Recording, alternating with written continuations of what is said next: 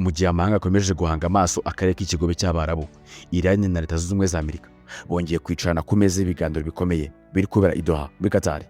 Nubwo impande zombi zitaganira imbona nkubone, hari ibiganiro bya tekinike biri gukorwa binyuze ku bahuza bo muri Qatar na Pakistan, hagamije gushyira mu bikorwa amasezerano y'agateganyo yasinyiwe mu minsi ishize. Ariko ni ibihe bibazo bikomeje gukoma mu nkokora aya masezerano? Kuki se ikibazo cy'umuhora wa Hormuz, umuyoboro unyuramo igice kinini cya peteroli y'isi, ukomeje kuba ingingo ikomeye?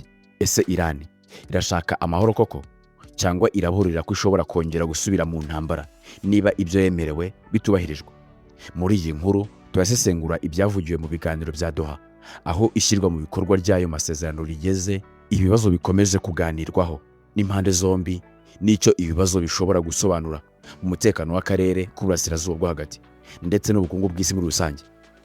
Naho njye mugiye kubana, nitwa Emmanuel Iradukunda, mbaye ikaze. Iran na Leta Zunze Ubumwe za Amerika bari kuganira ibiganiro bya tekinike bikorwa mu buryo butaziguye i Doha ku bijyanye n'inyandiko y'amasezerano Memorandum of Understanding basinye mu byumweru bibiri bishize. Qatar na Pakistan nibo bari kubunga muri ibyo biganiro.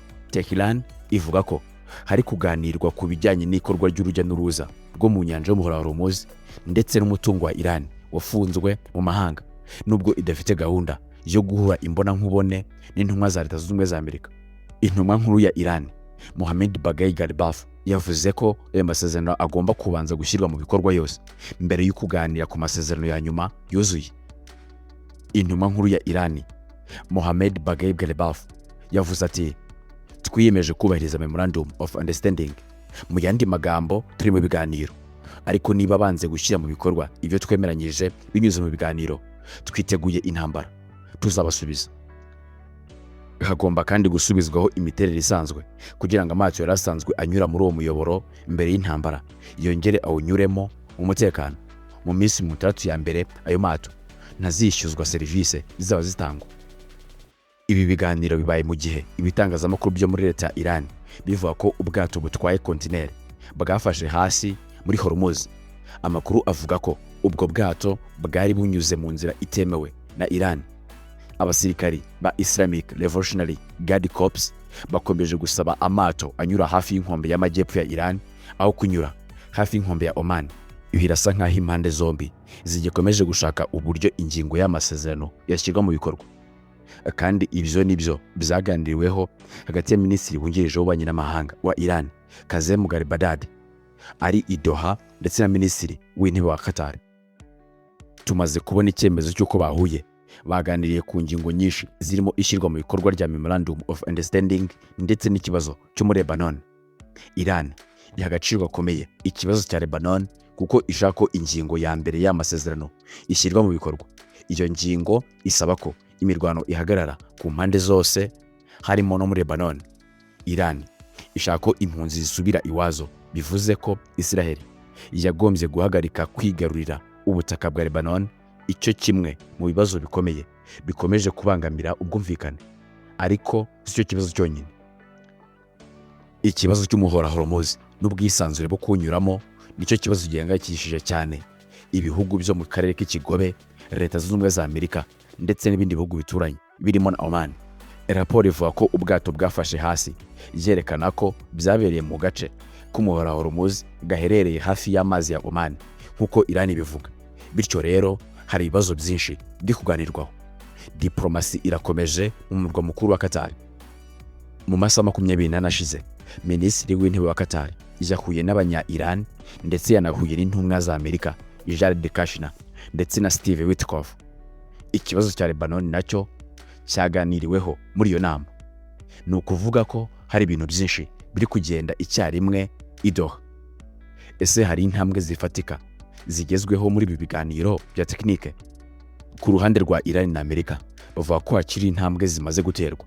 Umuhora Hormuz uracyafunguye kandi amato aracyafite ubwisanzure bwo kunyuramo, nubwo hakiri ibibazo bike bijyanye n'ubuyobozi bw'urujya n'uruza rw'amato muri uwo muyoboro.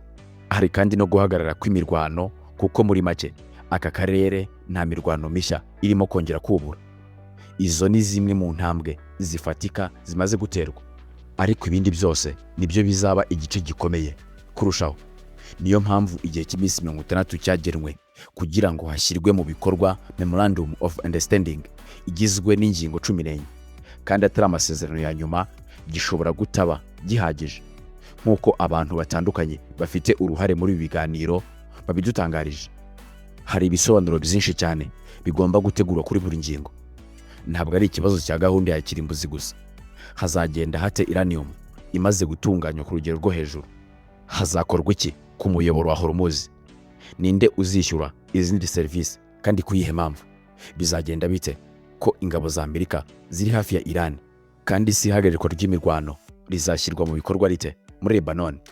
Ni ibibazo byinshi cyane. Niyo mpamvu n'abahuza muri Qatar na Pakistan bavuze ko bafite akazi gakomeye ko guhuza impande zombi, cyane ko zigifitanye ikibazo cyo kutizerana.